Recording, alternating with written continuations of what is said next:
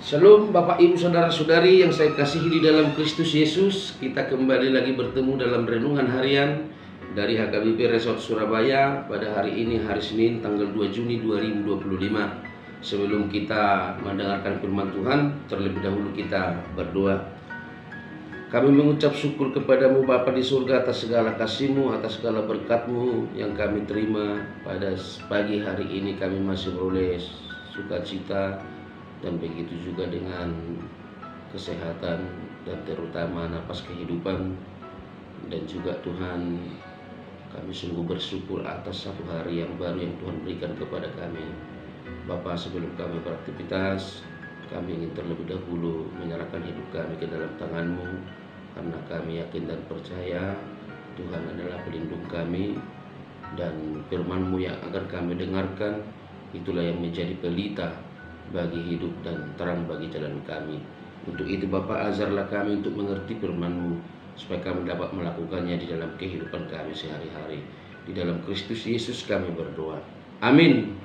Bapak Ibu Saudara-saudari yang saya kasihi di dalam Kristus Yesus, firman Tuhan yang menyapa kita pada pagi hari ini tertulis di dalam Rom pasal 11 ayat 33. Rom pasal 11 ayat 33. Beginilah pembacaan firman Tuhan. Oh, alangkah dalamnya kekayaan, hikmah, dan pengetahuan Allah. Sungguh tak terselidiki keputusan-keputusannya, dan sungguh tak terselami jalan-jalannya. Sekali lagi kami bacakan Roma 11 ayat 33. Oh, alangkah dalamnya kekayaan, hikmah, dan pengetahuan Allah. Sungguh tak terselidiki keputusan-keputusannya, dan sungguh tak terselami jalan-jalannya. Demikian pembacaan firman Tuhan. Bapak Ibu Saudara-saudari yang saya kasihi di dalam Kristus Yesus, firman Tuhan ini, nats ini mengingatkan kita tentang keterbatasan kita sebagai manusia. Keterbatasan kita sebagai manusia dalam memahami rencana dan jalan Allah. Artinya melalui nats ini kita disadarkan Bapak Ibu Saudara-saudari bahwa kita tidak dapat sepenuhnya memahami pikiran dan keputusan Allah di dalam hidup kita. Dan nats ini juga sebagai pengingat bagi kita, bahkan bagaimana kita untuk selalu mengagumi dan bahkan selalu menghormati Allah dalam kedalaman dan keagungannya. Artinya kekayaan, hikmah, dan pengetahuan Allah itu kita tidak bisa selami atau kita tidak bisa dalami. Bapak Ibu Saudara-saudari, satu hal bukti yang ditunjukkan oleh Allah kepada kita bahwa hikmahnya adalah kita tidak bisa tandingi, yaitu dengan penjelmaannya sebagai menjadi umat manusia, menjadi manusia, dan bahkan yang rela mati di kayu salib, yang rela menderita dan bangkit kembali, naik ke surga, duduk di sebelah kanan Allah Bapa. Itu sebenarnya hikmah yang terutama yang harus kita syukuri dan yang harus kita percayai dari Allah Bapa. Artinya walaupun dunia ini menganggap itu sebuah lelucon, walaupun dunia ini memandang itu sebuah kebodohan, tetapi sebagai kita orang yang percaya kepada Tuhan, orang yang beriman, bahwa itu adalah salah satu bentuk hikmah yang luar biasa daripada Tuhan Allah ketika Ia mau menjelma menjadi manusia dan bahkan rela menderita. Tapi untuk apa? Itu untuk keselamatan kita sebagai umat manusia. Bapak Ibu Saudara-saudari yang saya kasihi di dalam Kristus Yesus, tentu kekayaan itu bisa kita cari. Kita bisa cari. Kita diciptakan begitu sempurna, memiliki mata, memiliki kaki, memiliki tangan, memiliki pikiran, ya, dan juga memiliki hati. kita bisa bekerja keras, kita bisa bekerja dengan cepat, dan bahkan banyak sudah yang bisa dilakukan oleh manusia pada saat sekarang ini dengan canggihnya teknologi atau kemajuan zaman ini. Tetapi kita jangan lupa Bapak Ibu saudara-saudari, walaupun kita sempurna diciptakan, tetapi untuk hikmah itu tidak bisa kita dapat. Itu adalah pemberian Tuhan. Tuhan tidak menghendaki kita miskin. Tuhan menghendaki kita adalah menjadi umat yang kaya. Dengan kesempurnaan yang Tuhan berikan kepada kita, dengan tenaga yang Tuhan berikan kepada kita, tentu mencari harta bisa. Mencari kekayaan kita bisa dapatkan di dunia ini. Mencari pekerjaan kita bisa dapatkan. Tetapi untuk yang namanya hikmah, itu murni pemberian Tuhan. Itu kita tidak bisa dapatkan, Bapak Ibu saudara-saudari. Itu hanya pemberian Tuhan semata. Kita coba dulu ingat Bapak Ibu saudara-saudari, apa yang diminta Salomo di dalam doanya. Dia tidak minta kekayaan, dia tidak minta ketenaran, tetapi yang dia minta adalah hikmah. Karena betul-betul hikmah itu jauh daripada di atas apa yang dia miliki pada saat itu. Lalu Bapak Ibu saudara-saudari, nas ini juga mengajarkan kepada kita untuk rasa bersyukur.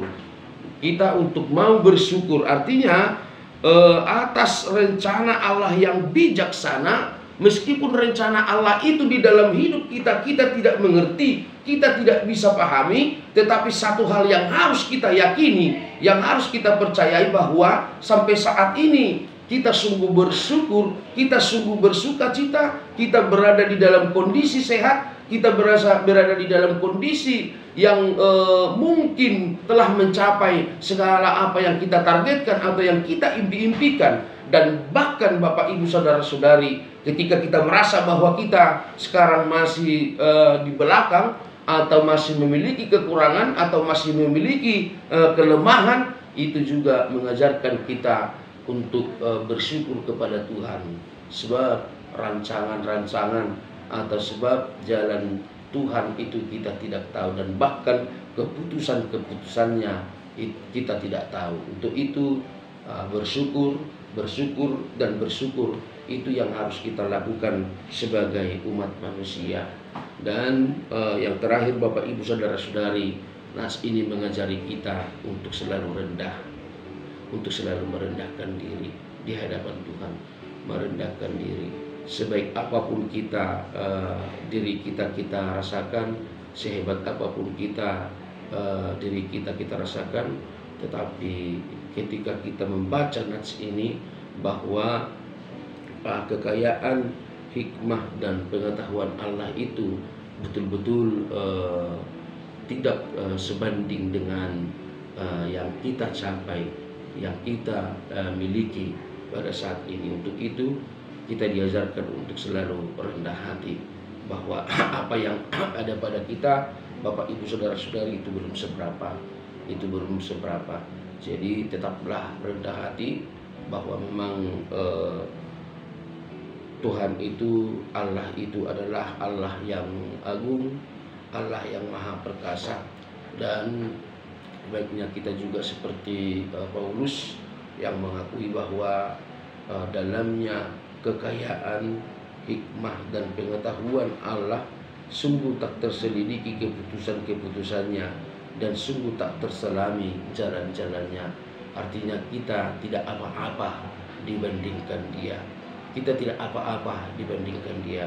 Untuk itu jangan pernah menyombongkan diri, tetapi hiduplah dengan selalu rendah hati. Semoga kita dikuatkan Bapak Ibu saudara-saudari, dimampukan melakukan kehendak Tuhan di dalam hidup kita sehari-hari. Amin. Kita berdoa. Terima kasih Tuhan untuk firman-Mu yang menyapa kami pada saat pagi hari ini. Tuhan mengajarkan kami untuk mengaku bahwa Engkau adalah Tuhan Allah yang dahsyat, Engkau adalah Allah yang maha baik. Engkau adalah Allah yang begitu tinggi. Kami tidak bisa menyelami segala keputusan-keputusan dan jalan-jalan-Mu. Kami tidak bisa menyelami kekayaan hikmah dan pengetahuan-Mu. Untuk itu Bapa, ajarlah kami bahwa sebagai umat yang Tuhan tebus, sebagai umat yang berdosa, yang harus kami lakukan adalah untuk bersyukur.